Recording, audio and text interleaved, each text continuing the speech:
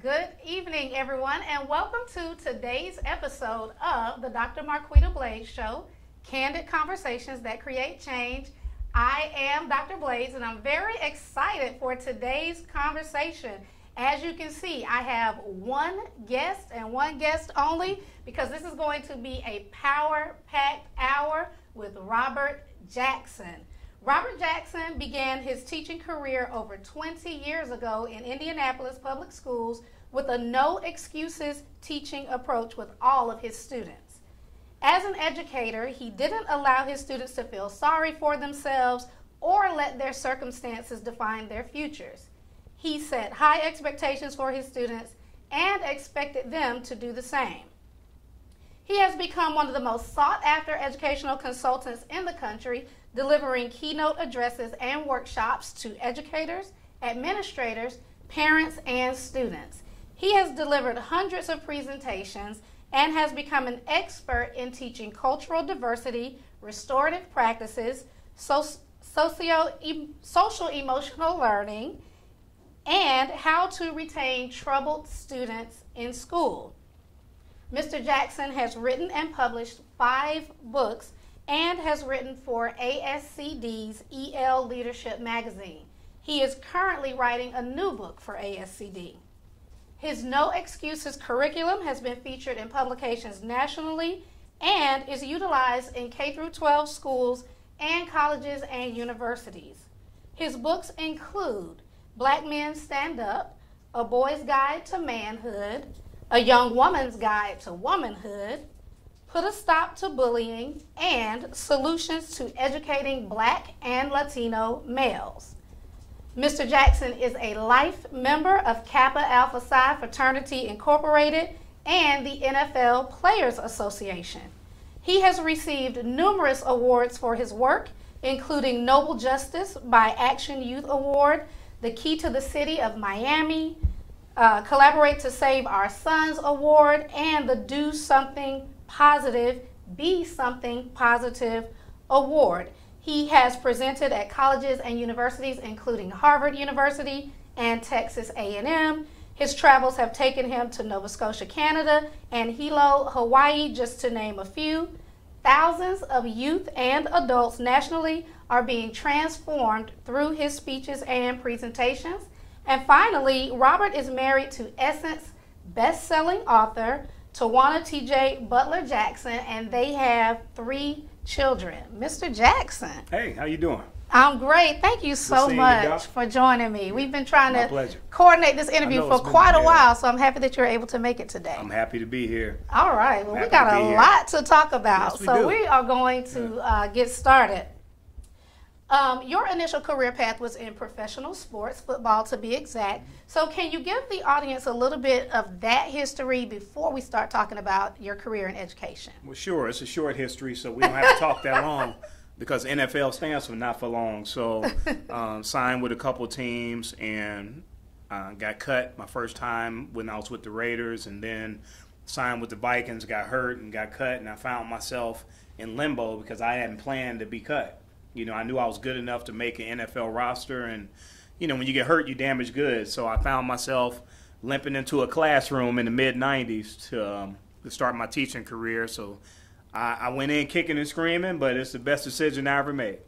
Well, that was going to be my next question. And before I ask that, I just want to remind everyone who is watching at home, please, please, please share this broadcast right now. Go ahead and click share because this conversation is vital to moving the needle when we talk about mothers raising their sons. We're also going to talk about childhood trauma. We're going to talk about social-emotional learning. I'm going to ask him some other things that really weren't on the agenda prior to this morning. So everybody needs to be privy to this conversation. Go ahead and hit share.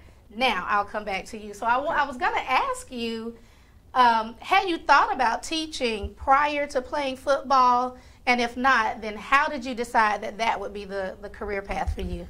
Absolutely not did I think about teaching. I said I'm going to play football for 10 years. I'm going to buy me a string of hotels. I'm going to start my own boys club. And I did think about, you know, the mentoring aspect, but I never saw myself actually inside of a classroom teaching kids. Mm-hmm.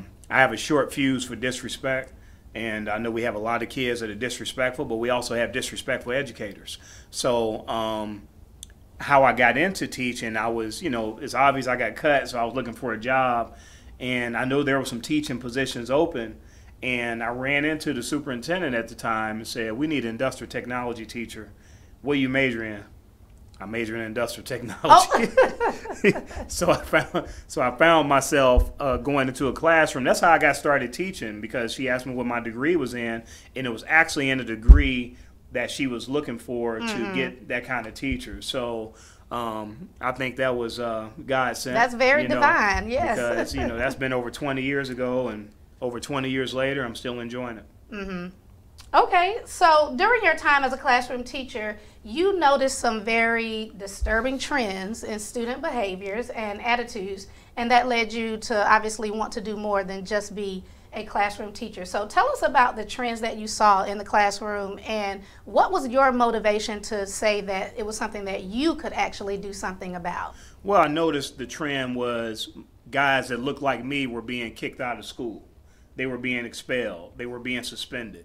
They were in school suspension. They were being kicked out of class, you know. So the trend I saw was that whether teachers looked like me or didn't look like me, I seen young men of color being mistreated. Mm-hmm. Not saying that the young sisters wasn't, but at an alarming rate for young men of color, and for my school was black males.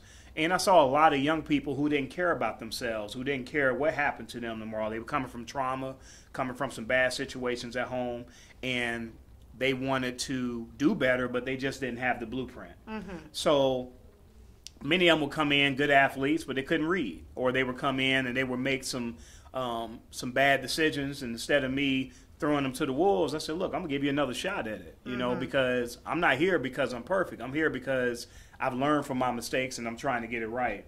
We don't give our kids an opportunity to get it right. Yeah. And too many times this school to prison pipeline is real, because we're seeing young men of color especially going from the school system into the prison system, and we being set up to fail. Yes. And I wanted to be a part of the solution and not a part of the problem.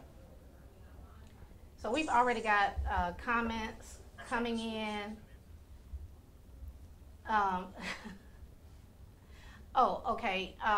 Lots of buffering. So my producer will take care of that, I'm sure. We've got some people already saying that this is an awesome conversation, so we'll just keep it going. Okay. All right, you mentioned the school to prison pipeline. So for anyone who's listening who's not familiar with that phenomenon, can you give us a little bit of background on that? Well, it's some of the laws that are being set up, especially for our young people. This one strike stuff. I mean, if everybody in life would go to prison if they had one strike, then we all be in jail. Right. So kids are doing like petty stuff, talking out, cursing, fighting. When we got in a fight in school, you wasn't really suspended right off. Sometimes they grab you up and they may take you in the room and talk to you.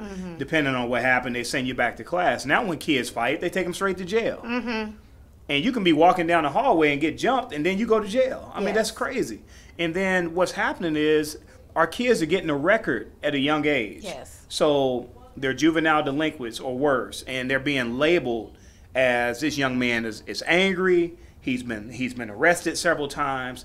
Didn't say what he's been arrested for. He could have got jumped 5 times and been arrested 5 times at the school.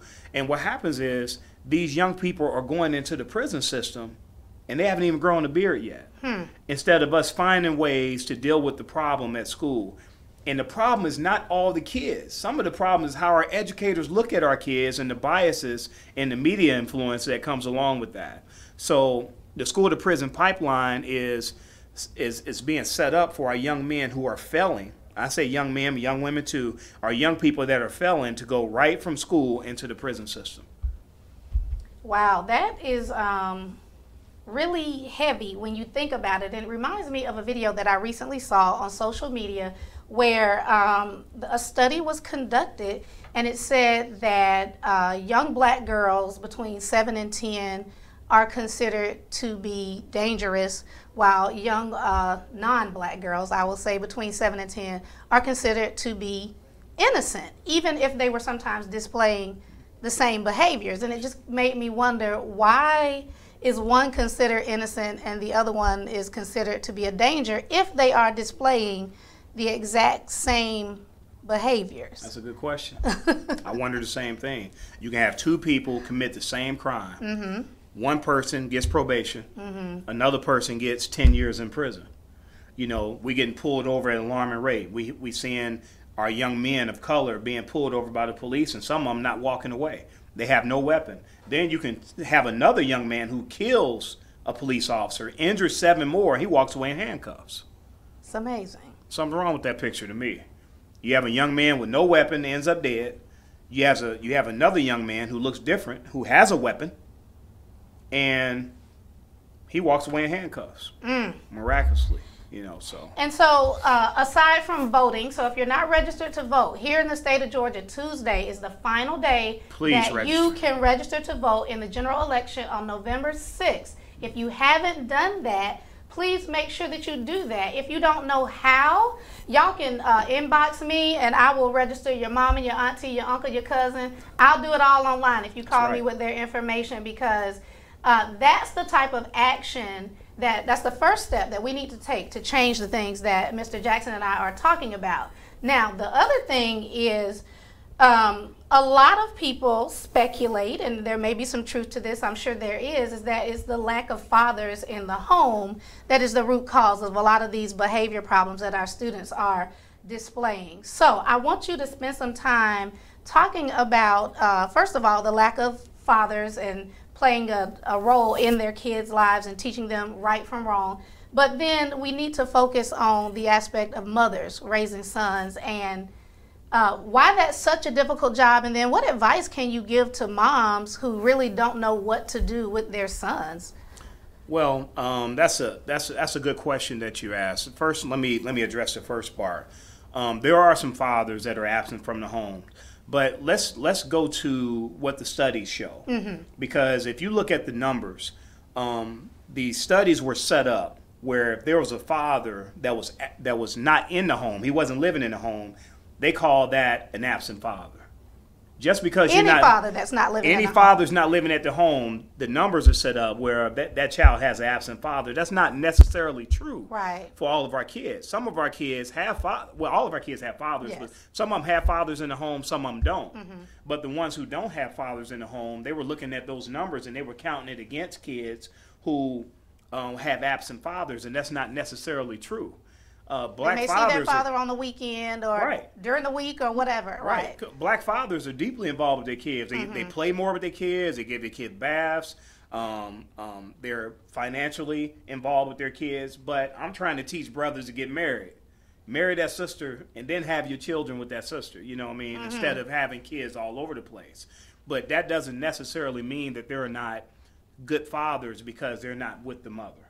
Now, Well, Robert, I can add to that before you go on, Sure. because, and I tell people all the time, this whole absent father thing is a myth, because It's a when myth. I was dating, y'all, I couldn't meet a man that didn't have kids and the kids weren't with him. right. And I didn't want to be. I told my wife I had one, Yeah, and I told my wife it's a package deal. I was like, what's up? Well, they're saying these absent fathers, because every dude I meet got 4 or 5 crumb snatchers behind him. So I don't know, Everyone 4 had 4 or or 5. Why 4 or 5? Come on. And even my husband, he was the custodial parent to raise all 3 of his kids. Uh-huh. So it is a myth, and But I when know you that look at firsthand. the news is saying that 79% of our black males don't have a father present. That's not true. That's a myth. Yes, I The agree. father is present. He just doesn't live in the home. But there are a small percentage of men who are not involved, and we try to encourage them to get back involved. But the second part of your question dealt with the women raising sons. Let me dispel that myth. There are a lot of men, including myself, who was raised by a woman. My mom is here with me today from Indianapolis. Yes. She raised 5 kids by herself, pretty much. I'm all man right here, right? I'm not saying that women can't raise men. I feel like at some point there need to be some positive males involved. But my mom was smart enough to get me involved in the boys club at a young age. I had coaches, I had mentors that, from the not from the neighborhood, but from my school or from the Boys and Girls Club, from other organizations, because it takes a village to raise our children. Yes. Now, when you are a mother and you have sons, what I try to teach these women is stop treating him like he's your boyfriend or your husband, Uh-oh. because he's not. He's your son. And I said when we put all those stipulations on our kids, it takes the youth out of our young people. And our young men are acting like grown men at a young age, and then they're going to school and they have somebody trying to tell them what to do. I don't understand what that means, because I've been the man of the house, Wow. for a long time, so it's kind of hard for me to turn that on and off. So it's very important that we understand that. But at the age of 10, a young man needs responsibilities around the house. He should be taking out the trash. Yes. I didn't say don't give him a job. He need to be doing something, taking out the trash, cleaning up his room, washing dishes. Our young men need to be taught responsibility. By the time they get to high school and going to college, they should know how to cook. Yes. They should know how to wash their clothes. And, I'm going to wash his clothes for him. Well, if he keep washing his clothes in hot water and they keep changing colors, he'll figure it out. Yes. Because he don't want to keep messing his clothes up. So we need to allow our kids to be responsible. Teach our young men to be self-sufficient. Yes. That means cooking, cleaning, washing clothes by the age of 16. Respecting women starts at home. My mom didn't allow me to not disrespect women, but disrespect her or Right. disrespect myself. But we have kids who are yelling at their parents, who are cussing at their parents, and I'm just like, hey, where all this stuff come Where from? did this come from? We can Yes. teach respect at home, but it starts at home, and we can't make schools teach our kids to be respectful. We're the number one teachers of our children. So it starts at home. Wow. And that's a message sometimes that we don't really hear when we're talking about the problems with our students. A lot of times that responsibility is placed on the schools and it's placed on the teachers. So it's refreshing to hear you say this needs to start at home. Because one of my biggest frustrations as a teacher, when the new Jordans came out, half the school was empty. And kids in line trying to buy the new Jordans. Why are you buying your son a new pair of Jordans and he got straight Fs? You're not helping me out as an educator at all, and you're not helping yourself out as a parent. We've got to stop giving our kids everything and making them work for stuff, and then they appreciate it more. Yes. And then not because if you buy them something, they may not appreciate it, but if they buy it for themselves, they're going to wear them shoes till they got holes in them. Why is that? Because, they know they spent their hard-earned money on it because they don't value our resources and our money. So half the school is empty.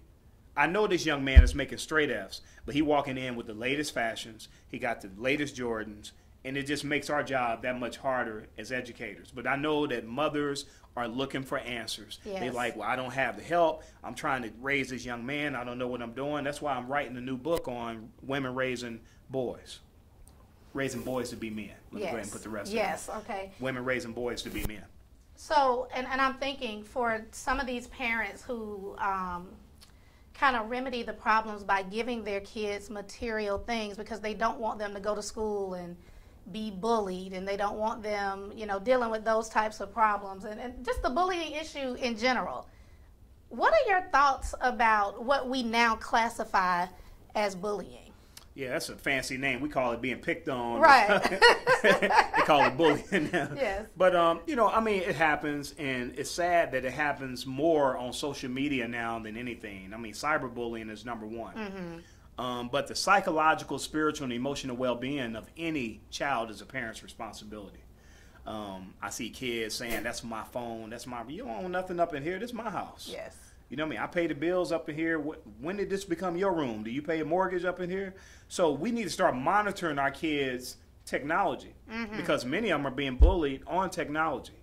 We have to monitor their cell phones. We got to monitor their social media pages, because there are predators out there on social media. Yes. So bullying does take place, but we can't forget about the person who's doing the bullying. Mm-hmm. They're bullying for a reason.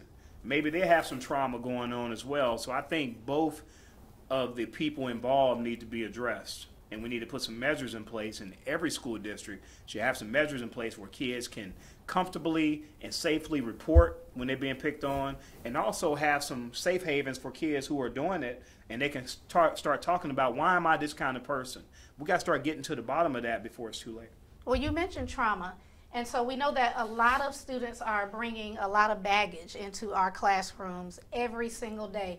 And some of them are manifesting it by bullying other kids. Some of them are manifesting it by simply keeping to themselves and not being active and participating. What are some of the present day traumas that you particularly help schools to understand so that they can work with their students better who are bringing these problems into the classroom? Well, the biggest thing is kids acting out in school. They're not acting out because they're trying to get on your nerves. Kids are acting out because they've experienced some kind of trauma. In fact, 26% of kids between the ages of 0 and 4 have experienced trauma at some point in their life. Between 0 and 4. Between 0 and 4, wow. They've already experienced trauma. They haven't been able to pronunciate words yet or act out their feelings. And then they're growing up in an environment where they're seeing trauma. Mm-hmm. So when they come to school, trauma plus trauma equals more drama. So, we have to make sure that we're addressing the trauma issue. And we have educators who really don't understand how to deal with a kid who's experienced trauma. If a kid comes in acting out, that's trauma. A kid can come in being quiet. That's trauma. Mm-hmm. A kid could come in and just be totally isolated. That's still trauma. So whether they're being loud or being quiet, we need to understand that there's some form of trauma that's taking place, and we have to be a little bit more sensitive to that. And in fact, most adults have experienced trauma too. In any given day, there are 13 million people in the United States that are suffering from post-traumatic stress disorder. On any given day. That's 5% of the population. So there's folks right now walking around with post-traumatic stress disorder. Guess what? Some of those people are teachers. Yes. So if you coming in with post-traumatic stress disorder and you've been watching Fox News, and then I walk in and I sneeze the wrong way, and all of a sudden I get kicked out of class, something's wrong with that picture. Mm-hmm. We need to do more educating and more understanding each other. That's why building cultural awareness with our students is extremely important. Yes, cultural awareness, because what is acceptable in some households, kids are seeing that as the norm, and they're bringing it to school. They are. And because the teacher doesn't have a reference point for those behaviors, they see them as disrespectful, or as the kid acting out when the kid truly does not know any better. So your No Excuses curriculum is currently being used in K through 12 and university settings nationally and internationally. How did you develop the program? And then I want you to kind of go through, because you have all your books up here, and tell us what we can expect in each book. Okay. Well, the way I came up with the No Excuses curriculum, I watched my mom be on dialysis for 27 years. And usually when you're on dialysis, they give you 7 years. But they didn't know my mom. She said, I'm going to be a grandmother and a great-grandmother. She didn't listen to the doctors. Mm-hmm. And I watch how she has to watch how much water she drinks. She has to watch what she eats. She has to take her medicine. She has to do all these different things, and it takes some discipline to do that, but she never make excuses. She'd be in the emergency room at 5 o'clock, 6 o'clock, she had my nephew's program. You know what I mean? Just watching that strength come from her, I said, why am I making excuses about getting cut from the NFL, about my father not being in my life, about just getting angry about everything. Let me tell you something. The weakest man on the planet is a man who can't control his emotions. Y'all catch that? I said the weakest. Did y'all catch that? So we got, I talk to these sisters. I said, well, I met this nice guy and he loves God. I said, okay, he know a couple scriptures, but how does he acting when he get upset? What kind of control is he having? I asked that because when you have a family, you got to have control of your family. Yes. And if my daughters and my son are watching me out of control, how are they going to be? Right? So kids want to see, if they're seeing their fathers or their significant males acting out in a way, that's how they're going to be. And we have to make sure that we understand that as men, and we understand that as parents, what they see is what they'll be. And kids are watching this every day. So we have to be extremely careful with that. Wow. Okay. So you're no excuses. You've got a couple of books here. Yeah, I didn't want to leave the girls out. So, I got the no excuses for girls because I do a lot of stuff with young men. And I was in Texas one time, and a young lady walked up. She said, "What about us?" Yes. And I said, "Well, I'm not a woman." She said, "Well, you got daughters." I couldn't do nothing but shut up. Yes. I said, you know what? Make any excuses. I said, right? I'm gonna write something for the young ladies from a male perspective, and I'm gonna make sure you get the first copy. So my whole no excuses curriculum is based around for every problem there is a solution. So the Black Men Stand Up was the very first book that I wrote. And I was writing that book to deal with my own demons. Okay. But it's blessed a lot of people, from boys, difference between boys and men, NFL not for long, being disciplined and accountable. And I put a workbook with it because many of us have to learn how to express our emotions. I said the weakest man on the planet is a man who can't control his emotions. I didn't say a man that cries. It's okay to cry. I said just out of control, kicking stuff, throwing stuff. Well, they made me do it. No, you made yourself do it because you control your own emotions. So I wanted to do some anger management exercises, teach them how to do affirmations every day, loving themselves more. And then I wrote something for the educators called Solutions to Educating Black and Latino Males because many of us are treated a certain way because of the myth. I was kicked out of school sometimes, and I felt like it wasn't my fault that I was kicked out. I was kicked out because of the perception of that educator. I didn't know an answer to a question one time, and I got kicked out of class. Therefore, I got kicked out of school. I mean, it's crazy to me, because there were some other folks in the room who didn't know the answer to the question either. So I went through a whole series of exercises in a curriculum that I put together for educators who are educating young men of color so they can go through these steps on working with these young men. So that's why I wrote those materials. All right. Amazing. So we were talking about this off air, and I wanted to bring it up on air. It came up this morning during Principal Kafele's live broadcast that he did, Teacher You Matter. And he started by having a conversation about this hotbed that's in the news right now regarding sexual misconduct, sexual harassment. And in particular, he wanted to know if any educators had talked about this in their classrooms, and he really didn't get the level of responses that he thought that he would get, but it prompted me to share on his feed, and I wanted to make sure that I shared it and got your thoughts here live on the show as well. With respect to sexual harassment and sexual misconduct, I shared that I have not been sexually harassed by a colleague, but more so by male students. And even in some cases, I've had some female students to say some sexually explicit things to me over the years. But there is one incident in particular that really stands out. A young man who was on an IEP, had severe behavior problems. He is the younger brother of some well-known Atlanta rappers at the time. And so these were all of the reasons that came behind him not being punished. But in essence, one day he groped me in the hallway, and other students saw it, and I reported it. And because of these things that I just mentioned, he pretty much was not disciplined for it. And I was, I guess I can't say they made me feel, but it did make me feel this way. I was a young teacher, maybe my second or third year, and I was made to feel as if it was my fault, as if there was something about the way that I presented myself at work or carried myself, or the fact that I was a teacher who had good relationships with my students, so that maybe I invited this behavior. Mind you, he was not in my class, so he wasn't around me enough to really have that connection with me, but he would see me in the hallway every day, and I guess one day he just, the spirit led him to do what he did, and ultimately he received no punishment.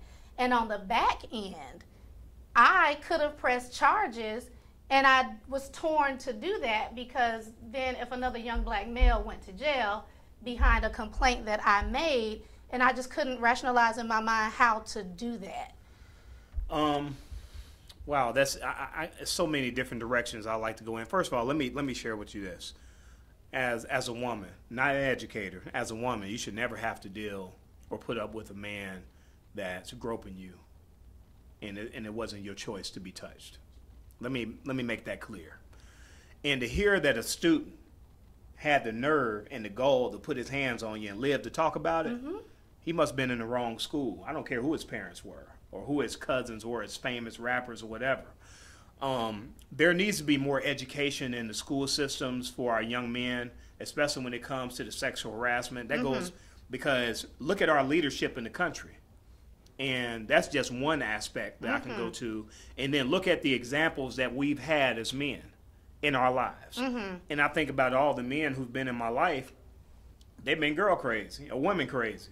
And been saying, we hearing all these things as young men, not making any excuses for that young man. Because what's right is right and what's wrong is wrong.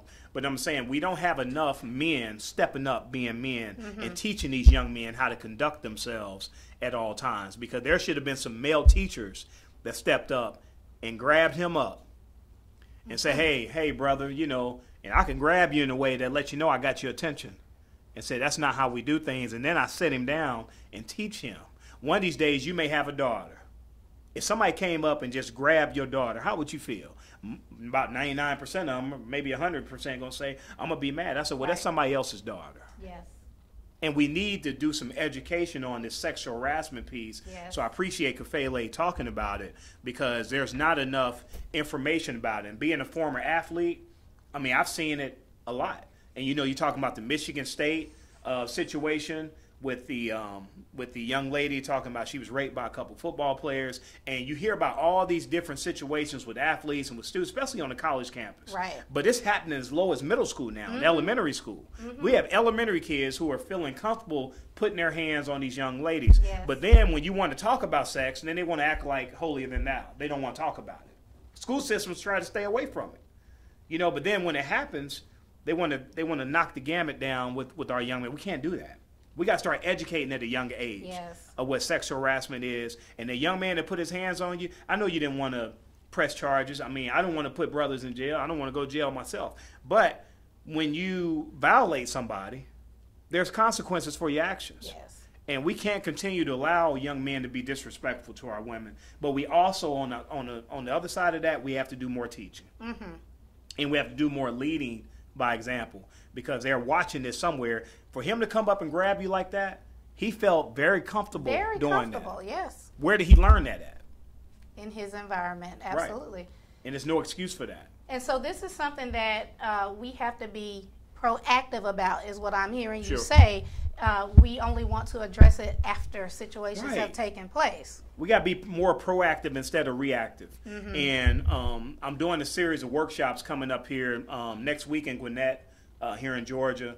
And I'm doing some workshops on just how to deal with sexual harassment. And excuse me, how to deal with somebody approaching you or touching you inappropriately. But more importantly, I want to educate these young men on what violations are. What does it mean to be violated? Because many of them under the understanding, well, if I'm in a situation with this sister and we in the middle of doing something and she says no, I'm going to go on and finish anyway. I said, well, from the time she says no, you're violating her. Right. And they said, what? What is that? But we in the middle. I said, don't matter.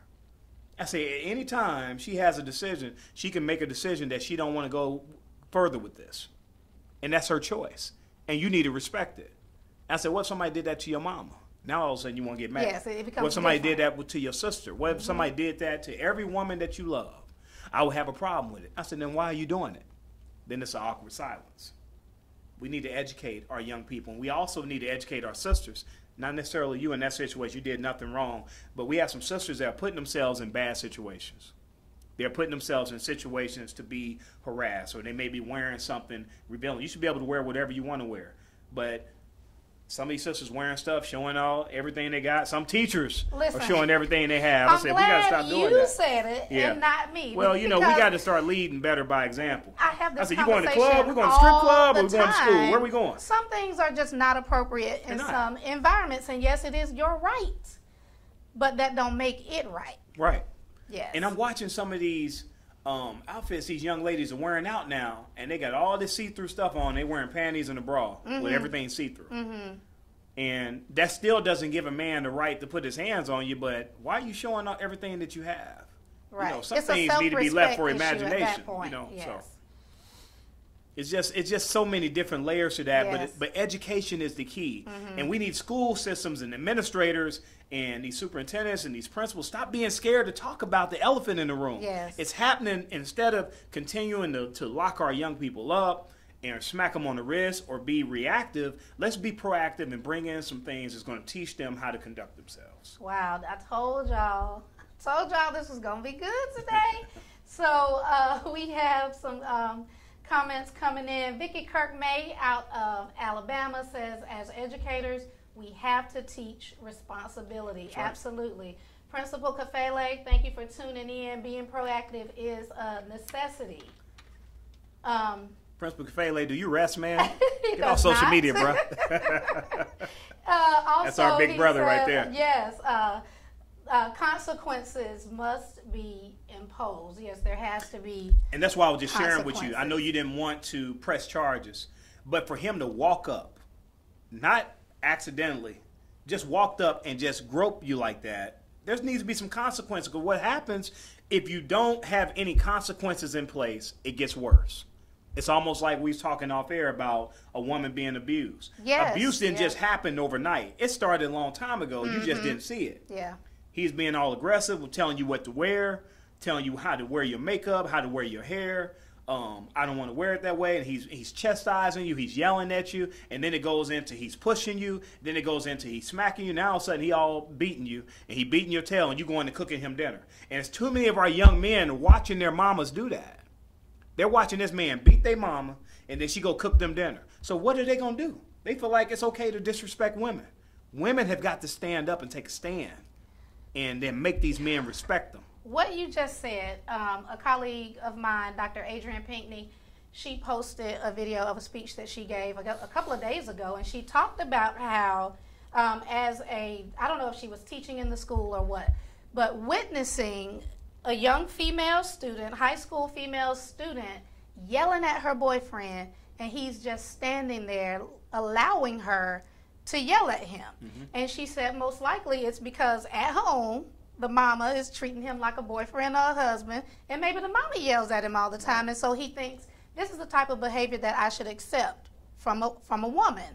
So while we talk about this for females being treated a certain type of way by males, we also have to train our young men how they should be treated by a young lady, and that it's not okay to be verbally abused or with a girlfriend beat on you and hit on you. Yeah.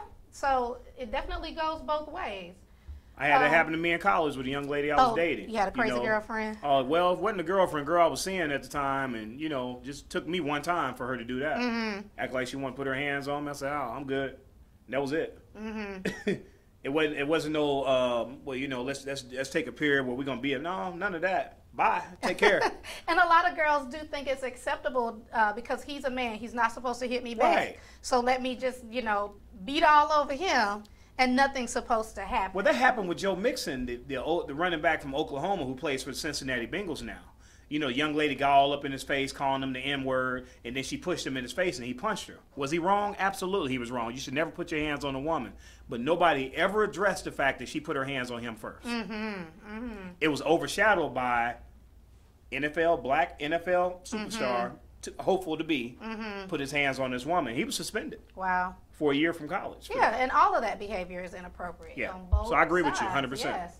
All right, author Tommy Mabry, thank you for tuning in. He Tommy, says, what's up, Tommy? Our kids are fighting for acceptance from their peers. That's right. Yes. They are. But we still got to win, and that's why we teach. That's why we go on the road and we do what we do, because we're doing more teaching than anything, and we're trying to teach our kids how to not just get in the fight, but we want them to finish the race. Yes. Stephanie Gage from Black Educators Rock. Social media has taught people to fear our young men. And this is one thing, if you're going to teach, you can't be scared of the kids if you're going to teach. Well, it has. I mean, social media has taught that because the biggest social media platform that's used today is YouTube. So our kids are on these YouTube videos watching all this craziness going on. And then besides the YouTube, they're watching the reality shows, and they're watching how these sisters treat each other, and how these when they get into these houses and they're trying to do these contests, and they watch how people cut each other's throat trying to win. Yes. And that's what our kids are seeing every day. So they feel like in order for me to get ahead, I need to dog somebody or I need to hurt somebody else. No, we need to come together. We need to start owning our own businesses. We need to start owning our own banks. We need to be taught how to be entrepreneurs and how to be self-sufficient so we can help each other. Because we don't really stick together. That's a whole nother As show. a whole, we don't. That is a whole nother show. But and I'll throw this in there. That's why I absolutely love Black Educators Rock. Oh, yeah, and me what, too. Dr. Melissa Nolan Oh, yeah. Chester is doing.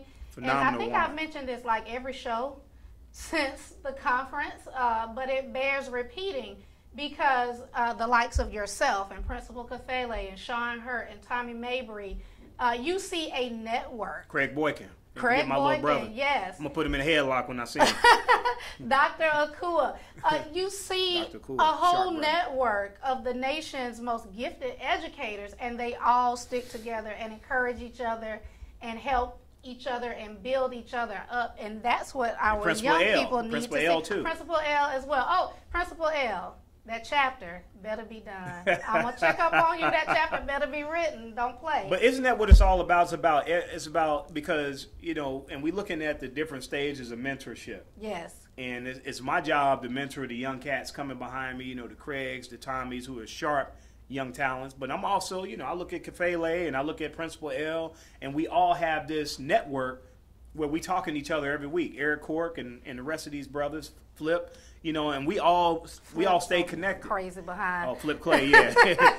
Flip's off the chain. So we joke around, but we have this network where we hold each other accountable as well. So if you post something, and the group we hold each other accountable, right? So if you post something, I mean, expect a phone call or a text say, hey, you might want to think about what you posted. Yes. And I think that the accountability piece is extremely important because this is a sensitive business that we in. And I know I got thousands of folks following me. I got to make sure I do it right because if I don't, then I'm going to continue to be a part of the problem and not the solution. And not the solution. So along those lines of building each other up and pouring into the next generation, I know you get several inquiries every week from people who think they want to do what you do, and they may even truly want to do it. Traveling around the country, speaking to and training other educators, what advice can you offer to the aspiring edupreneur? Okay, well, I would say do your research. It's not what it's all cracked up to be. I mean, flight delays, being away from your family, spending hours at a time preparing for presentations, walking in to present to educators who don't want you there. You know what I'm saying? I mean, I can keep going. Yes. We can write a whole nother show about that. Yes.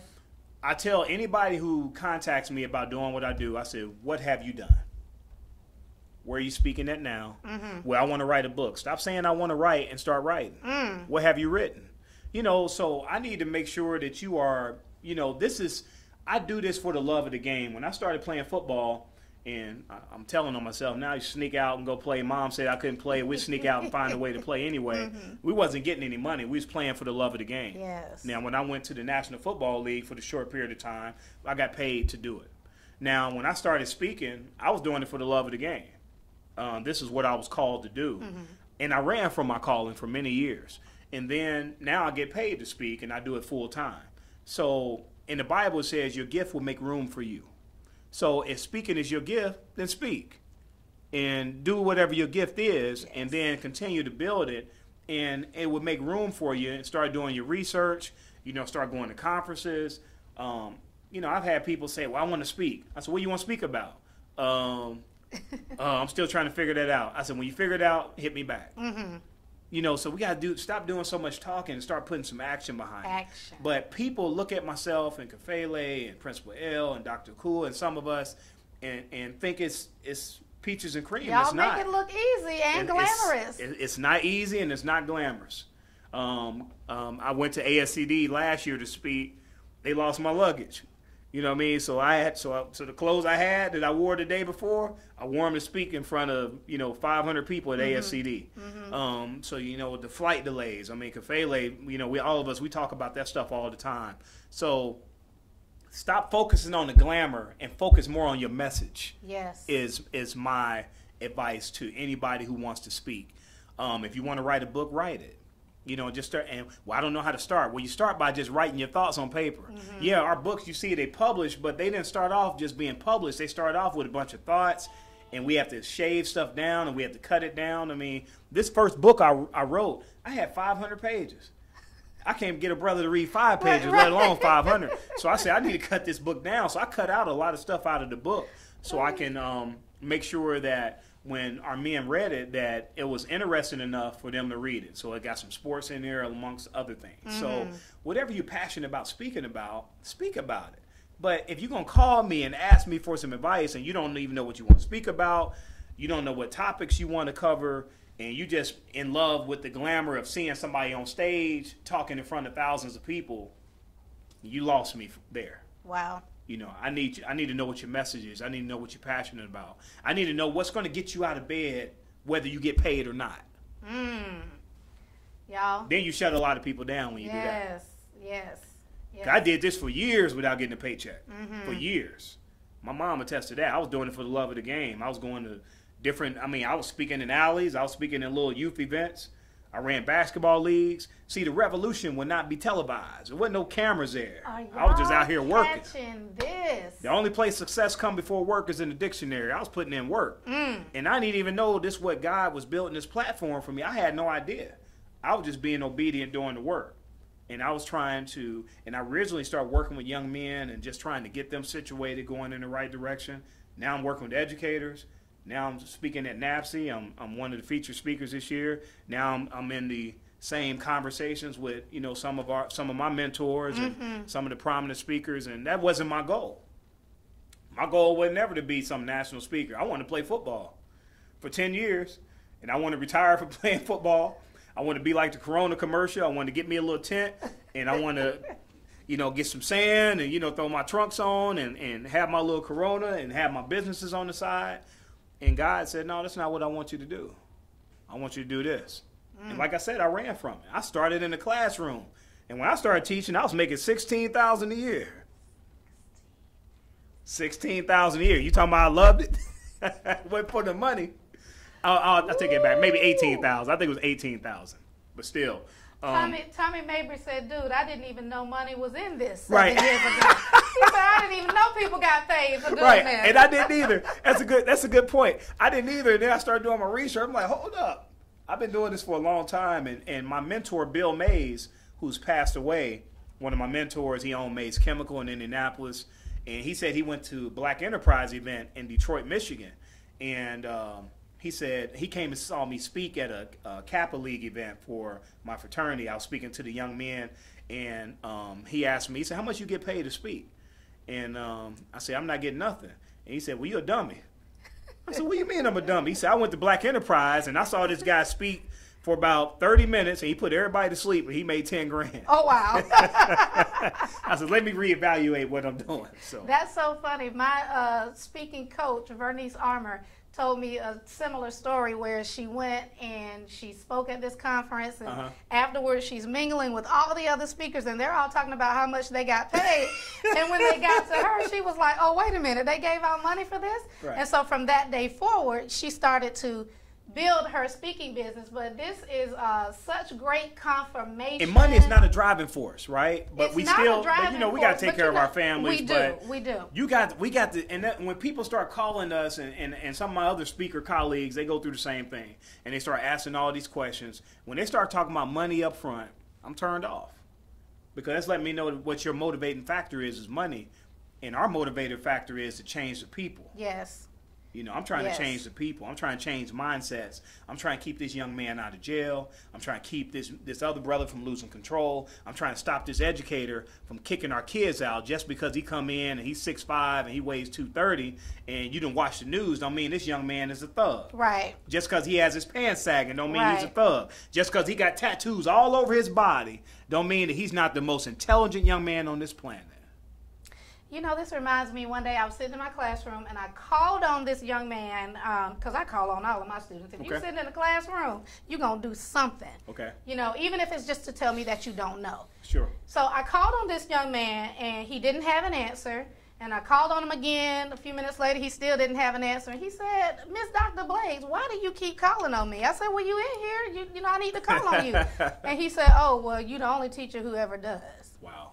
And it blew me away because I can't imagine, because I wouldn't do that. I would never have a kid just sit there and pretend like they're not in the room. So I couldn't imagine, but he put it directly in my face like, yeah, my teachers don't talk to me. That's why I do what I do, because that's happened to me so many times through the years. And he's numb to it now. So when you start calling on him, he's surprised. Because it's happened so much in his life. Yeah, almost had an attitude, like, what you keep calling me for? Yeah, because, you know, usually teachers just go on to somebody else or they just forget about them because we treat our kids like they're invisible. But we have to set high expectations for our students, but more importantly, we got to expect them to do well. Absolutely. So, we are going to have, briefly, another guest to join us. His name is Jason Carey. He's going to be coming on. I'm going to get his thoughts about this conversation and then have him share some other information with you. So as he's coming on, I will read his bio. Jason Carey is an American actor, entertainer, and award-winning multimedia personality. Jason Carey has performed in over 10 countries and across the United States. In addition to his full live event schedule, Jason is a creative, high-energy, on-air talent with over 150-plus shows broadcasted, syndicated on iHeartRadio, and 2 seasons of a popular podcast, earning him a spot as one of the Radio Nation DJs. Jason Carey is one of the faces and voices of Playdate Atlanta, which has been going on for about 10 years, one of Atlanta's most popular monthly events, and the home of the national Playdate brand. He was named Atlanta's hottest host, honored as Atlanta's hottest rising star by his peers, and the 2017 National Brand Ambassador of the Year by Event Marketer. Please help me welcome Mr. Jason Carey. That's perfect. Give me a microphone when I come in. How y'all doing? How you doing? What's going on? How's everybody? Do I stand here? Is this where I... Come on in, you know. Oh, we're going to share a seat I wouldn't share with you. That's going to be weird. Okay, yeah, you can have the seat. I can move. He can pull up or... I'll pull up. I'm all right. That's good. Jason, I know you've been hearing this conversation from the other room. So did you have any thoughts you wanted to add real quick before I have you talk about what I really brought you here to talk about? Let's... tell me what you want me to chime in. I always got an opinion on everything, so you got to tell me exactly what you want me to have an opinion on, because y'all talked about a couple raising things. Their sons aspect. What are your thoughts on that? You hear a lot that a woman can't raise a man, and I don't know if that's harsh to say, I guess. To say it in that manner, but I've heard people say that. But so I think that's harsh to say it that way. I think just the men in our community need to, the village to raise a child. Everybody needs to just take that mentality. I think that the men need to get involved, and I believe a woman can raise. She can raise them to a point. She can't teach them to be a man. I think that's the part that's missing. When a woman is raised, she can't teach them to. She can't. There's something missing there. I think there needs to be a man involved in the raising of a child. That's my opinion. All right. I'm here for it. And not to say that there ain't some great single moms out there. So I know some great guys that raise that way. But there are aspects of manhood that a woman can teach, because every woman on this planet knows how she want to be treated. So she can teach that young man how to treat her and how to treat other women. So I can get with that. I agree with you to a certain extent, but I believe women can raise men to be men. I'm a living example. My mama raised me, and I'm all man. And along the ways, you're going to need some males involved. Coaches, mentors, teachers. I think at some point you do need that. But I would rather much have the family unit together. That's we why I need to say teach our that. brothers how to Yeah. get married, and stop being scared of marriage and get married to that sister and have your kids and then have all your family together instead of having family all over the place. Indeed. That can be So a let problem. me tell y'all how divine. I said this a couple of shows ago. I'm going to say it again. I know that right now I am living in a season of divine connections because I did not tell Mr. Jackson the name of the show that Jason is coming on here to promote. And he just said we need to teach young brothers about getting married. Jason Awesome is the segue. host of the new game show Team Bride Tribe, which will be broadcasted on the Regina Sunshine Global Network. So, Indeed. Jason, tell us about this show. Team Bride Tribe is going to be, first of all, I'm glad. First of all, thank you for having me here. And I'm glad to be the host of this show. Team Bride Tribe will pit bride versus bride, and they'll bring their tribe. You see ladies with the T-shirt that say Bride Tribe all the time when they go on their bachelorette trips. So we're bringing the tribe. The brides will bring their tribe, and they'll compete to see who knows their bride the best. So there'll be questions like where did they meet, and if you get it wrong, you might be out of the wedding. So they'll compete, go head to head for prizes. People will win prizes to go towards their wedding or even towards their honeymoon. So it's all folks who are engaged and getting married. Correct. Okay. Correct. So and more brides. We're looking for more brides. Folks in the doghouse, man. Might. I'll be good at that. I'm gonna pull some things out and be like, Nix, hey, man, get her out of here. So that's gonna happen. It's gonna be some fun though. It's gonna be a fun live audience out at Studio T in Douglasville. So we're inviting the audience to come on out. Check teambridetribe.com and you can register. You actually can register. Team Bride Tribe. Yes, and they are currently looking for brides to participate. Yeah, more brides. So if you or your friend is getting married, please reach out. Tell them again how they can reach. Info at teambridetribe.com. Info at teambridetribe.com. Go ahead, send in an email and say you want to be a bride on. You want your tribe to come on, or you want to just come be a part of the studio audience. There may be some things for the studio audience if you come on out. Oh my goodness, I'm gonna have to come sit in the studio audience. Gotta come on out. Starting actually Monday. Starting tomorrow night at 7 o'clock. 7 o'clock tomorrow night. All right. Okay. So Principal Kafele says, in reference to a mother teaching a son to be a man, he says that she can teach it, but she can't model it.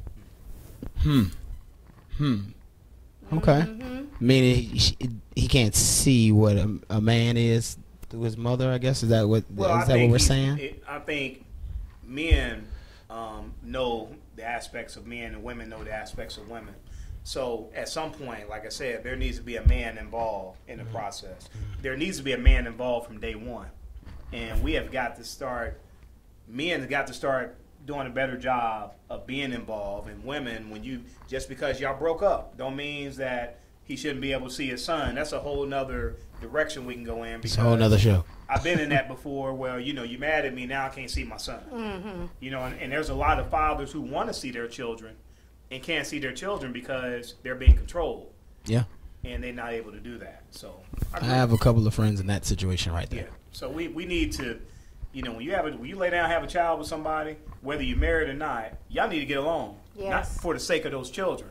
Because while y'all beefing at each other, the children are getting hurt in the process. Mm-hmm. And bringing that baggage into my classroom. Right. Now we got to deal with it as educators. Marquita, I got questions because this brother is a football player, big guy, and you put me, sir, you put me at the kids' table. A media personality. You put me at the children's table. Host onto your show. You start hosting your show. I just want to say, you put me at the children's table. Pass me the peas. I don't understand how you're doing it. Go ahead. I can't believe that's all. That was my concern. Yeah, I was like, everybody at home is like, wait, who is this child on the show? Is what they're asking. So they can see my brother. Don't even worry, but it's all right. That's all right. Tim the two-man Tyler going on. Never mind. Carry on. Oh, okay. I didn't have a question for him. Okay. I was just wondering about my positioning. I was like, man, that's a terrible trade-off, Jason. How you set up? Anyway, carry on. All right. So this has been an excellent conversation. Robert, why don't you let everybody know how they can reach out and book you for your consulting and speaking services? They can just go to my website, robertjacksonmotivates.com, or they can shoot me an email at info@robertjacksonmotivates.com. Robert Jackson Motivates, MOTIVATES.com. All right. And Jason, how can the people reach you? Follow me, please, on everything. Jason804. Jason804. Instagram, Twitter, Facebook, however you engage on social media. Jason804 is where you can find me. And I'm on air every single morning, 7 to 10 on IBNX Radio. So you can check me out there, IBNXradio.com, and listen to me every morning. Yeah, and I'm on Instagram as well. Rob J Motivates on Instagram. RJ Motivates on Twitter. All right. I'm going to tweet him today. See, really I loved your show that morning when y'all talked about the ethnic names and people. Yes. That's I'm a victim. I feel like the dress, boy. I'm a victim of Man, the funny thing is we talked about me hosting, and I have to leave here and go host a wedding today. Okay. So I'm got a busy hosting schedule. So well, so I nice showed to up. meet you, brother. Very nice to meet you. Yes, definitely. thank Rock you Your for Pink coming. this month. We repping pink for Definitely. Cancer Month. Yes, absolutely. A lot of survivors of cancer, and some people have lost loved ones to cancer. We're with you, and we're going to raise more awareness and more money for cancer research. Absolutely. And also, we said this earlier, we can't say it enough times. Please, if you are not registered to vote, do so immediately. If you need help, and I'm saying this sincerely, y'all, reach out to me and I can help you get registered. If you know your auntie, uncle, mama, sister, if you got their birthday and I guess there's driver's license number, or you can get it, I can help you register them online. Nice. This week, coming up, I will be speaking at the National Black Male Educators Convening in Philadelphia. So that will be a very powerful conference as we attack some of the concerns and issues around black male educators. You can follow me at Marquita Smith Blades on Facebook. You can always find the show page, the Dr. Marquita Blades Show. And you can go to my website for any other information you need about me. That's drmarquitablades.com. Thank you so much for joining me today. On the next episode, I have joining me from, what do we call it? We use Zoom. Joining me over Zoom will be Principal Sean Hurt. And in the studio, I will have with me the change agent, Patrick Phillips. So that will be another heavy-hitting episode that you guys do not want to miss. Thank you for joining me today. This has been the Dr. Marquita Blades Show here on live TV at Status Network, the future of broadcasting.